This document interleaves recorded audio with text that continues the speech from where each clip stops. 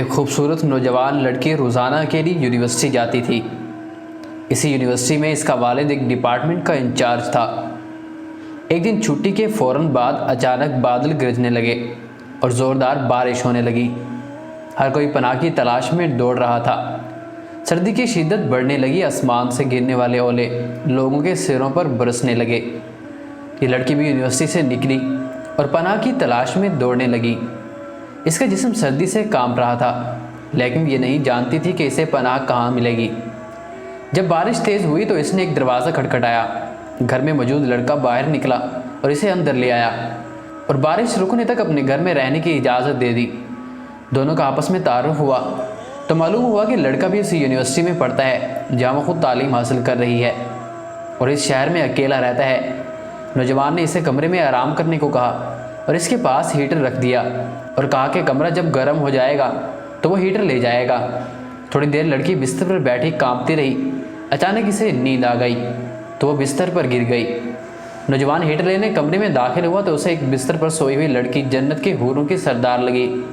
وہ ہیٹر لیتے ہی فوراً کمرے سے باہر نکل گیا، لیکن شیطان جو کہ اسے گمراہ کرنے کے مواقع کی تلاش میں تھا، اس کے دل میں وسوسے پیدا کرنے لگا۔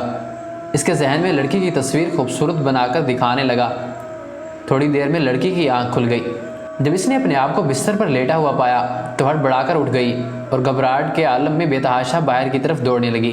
اس نے حال میں اسی نوجوان کو بے ہوش پایا۔ وہ انتہائی گھبراہٹ کے عالم میں گھر کی طرف دوڑنے لگی اور پیچھے مڑ کر بھی نہ دیکھا، یہاں تک کہ اپنے گھر پہنچ کر باپ کی گود میں سر رکھ دیا، جو کہ پوری رات اسے شہر کے ہر کونے میں تلاش کرتا رہا تھا۔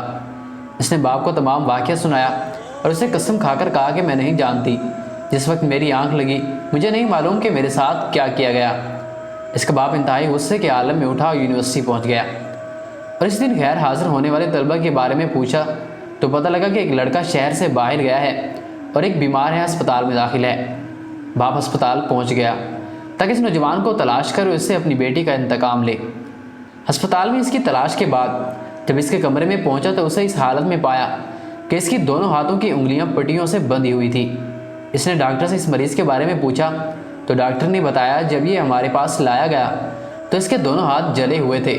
باپ نے نوجوان سے کہا کہ تمہیں اللہ کی قسم ہے، مجھے بتاؤ کہ تمہیں کیا ہوا ہے۔ باپ نے اپنا تعارف نہیں کروایا۔ وہ بولا ایک لڑکی کل رات بارش سے بچتی ہوئی میرے پاس پناہ لینے کے لیے آئی۔ میں نے اسے اپنے کمرے میں پناہ تو دے دی، لیکن شیطان مجھے اس کے بارے میں پھسلانے لگا تو میں اس کے کمرے میں ہیٹر لینے کے بہانے داخل ہوا۔ وہ سوئی لڑکی مجھے جنت کی حور لگی۔ میں فوراً باہر نکل آیا، لیکن شیطان مجھے مسلسل اس کے بارے میں پھسلاتا رہا اور غلط خیالات میرے ذہن میں آتے رہے۔ تو جب میں شیطان مجھے برائی پر اکساتا میں اپنی انگلی آگ میں جلاتا تاکہ جہنم کی آگ اور اس کے عذاب کو یاد کروں اور اپنے نفس کو برائی سے باز رکھ سکوں، یہاں تک کہ میری ساری انگلیاں جل گئی اور میں بے ہوش ہو گیا۔ مجھے نہیں پتا کہ میں اسپتال کیسے پہنچا۔ یہ باتیں سن کر باپ بہت حیران ہوا، بلند آواز سے چلایا اور کہا اے لوگوں گواہ رہو، میں نے اس پاک سیرت لڑکے سے اپنی بیٹی کا نکاح کر دیا ہے۔ یہ اللہ سے ڈرنے والوں کا ذکر ہے۔ اگر اللہ کا خوف نہ ہو تو اس لڑکی کی عزت محفوظ نہ رہ سکتی۔ جو بھی لڑکا یا لڑکی ناجائز تعلقات قائم کرتی ہے تو اپنے پاس اس برے عمل کو چھپانے کی بہت سی کوششیں کرتی ہے۔ وہ چاہتے ہیں کہ والدین ان کے کاموں سے بے خبر رہیں، حالانکہ وہ یہ جانتے ہیں کہ اللہ ان کے ہر عمل سے باخبر ہے، پھر بھی ان کے دل میں اللہ کا خوف پیدا نہیں ہوتا۔ ایسا کیوں ہوتا ہے؟ کیونکہ والدین نے بچپن سے ان کے دل و دماغ میں اللہ کے خوف کی بجائے اپنا ذاتی خوف، رعب اور سزا کا ڈر ہی بٹھایا ہے۔ اس لیے آج وہ اللہ سے بے پرواہ ہو کر والدین سے چھپ کر گناہ کرنے لگتے ہیں، اور ایسے بھی والدین ہیں جنہوں نے اپنی اولاد کی تربیت خوف خدا پر کی تو ان کی اولاد نے بھی ہمیشہ برائیوں سے اپنے آپ کو باز رکھا۔